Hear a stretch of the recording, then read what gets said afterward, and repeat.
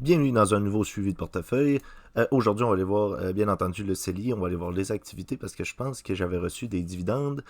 Sinon, du nouveau pour Wealthsimple, donc pour ceux qui utilisent Wealthsimple sur cellulaire. Donc, j'en parle souvent aussi là, que Wealthsimple, il y a une carte donc on peut avoir pour faire nos dépenses et on a 1% de cashback. Et là, on l'avait seulement sur cellulaire. Donc, maintenant, ils ont mis l'option sur ordinateur. Donc, vous pouvez aller voir le montant que vous avez sur votre carte cash, le nombre d'intérêts que vous avez gagné ce mois-ci, les dépenses que vous avez fait, blablabla.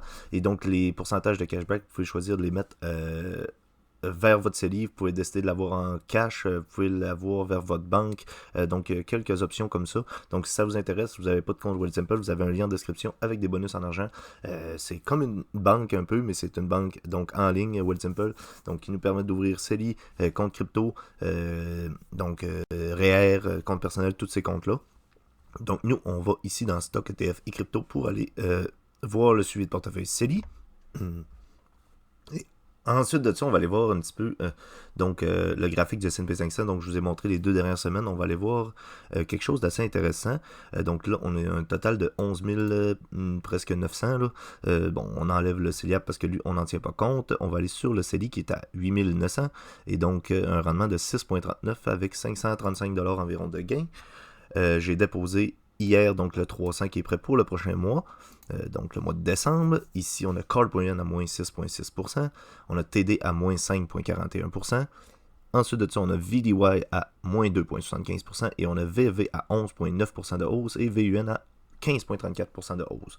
Ça, c'est dit. On va aller dans Activité, voir si c'est pas passé des petites choses dans le compte CELI la semaine dernière. 8 novembre. Donc là, on a reçu un dividende certainement, donc 3,52 de VDY, qui a bien entendu été réinvesti dans VDY ici, donc le 3,52, j'en l'ai réinjecté dans VDY. Sinon, il n'y a rien d'autre qui s'est passé ici. Le 1,34, c'était justement les cashbacks de la carte cash que j'ai parlé en début de vidéo. Donc là, j'avais par exemple fait des achats pour 134$ et j'ai eu 1% de cashback, donc 1,34 vers mon compte CELI, parce que moi j'ai choisi d'avoir mes récompenses vers mon compte CELI. Et donc, je l'ai réinvesti dans TD. Sinon, ça ressemble à ça pour le portefeuille. Ici, on va venir faire un petit tour sur le graphique. Donc ça, je vous l'ai montré plusieurs fois. Mais les 2 dernières semaines, donc les 2 derniers suivis de portefeuille CELI, je vous l'ai montré.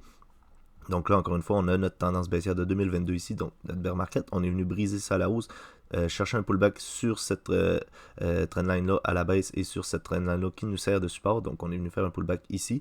Ensuite de ça, on est venu faire donc des hauts de plus en plus haut, tandis qu'ici, on faisait des hauts toujours plus bas, tendance baissière. Ici, tendance haussière, des hauts toujours plus haut. Et là, on est sur un bas qui est encore plus haut que le dernier. Donc, le plus bas était ici. Donc là, on est clôture en haut. Ce qui est un petit peu, un petit peu tannant, c'est qu'on était venu briser cette trendline-là donc à la baisse, mais là, on a eu une énorme bougie haussière, donc en weekly, là, la bougie de la semaine dernière qui est venue ravaler les 2 dernières semaines aux baissières, donc 5,53%, donc on est venu ravaler pratiquement entièrement cette bougie-là et pratiquement entièrement cette bougie-là, mais là, ce qui est intéressant de constater quand même, c'est qu'on a eu la clôture de cette semaine-là et cette semaine-là au-dessus de celle-là, donc on peut voir qu'on a potentiellement, donc ici, on avait des hauts de plus en plus bas, donc une mini tendance baissière dans une grosse tendance haussière. Et là, on est potentiellement en train de réinverser la tendance, donc pour refaire une tendance haussière, donc dans toutes ces tendances-là. Et là, ce qu'on attendrait, ça serait peut-être une clôture, donc un bas qui serait environ au niveau de cette trendline-là, là, tout dépendant de comment le marché va aller, donc les prochaines semaines. Donc on pourrait s'attendre à voir par exemple le S&P 500 qui viendrait toucher cette trendline-là. Et donc on aurait un haut qui est plus haut que le précédent et donc ça serait positif pour le marché. Donc là, ça, c'est dit. Donc, si ça vous a plu, n'hésitez pas à laisser un like, à vous abonner pour suivre les suivis de portefeuille. Céline, n'hésitez pas aussi à aller jeter un coup d'œil aux liens pour Wealthsimple. Vous créez un compte, donc vous avez des bonus en argent assez intéressants. Et donc, nous, on se revoit la semaine prochaine. D'ici là, prenez soin de vos investissements. Bye.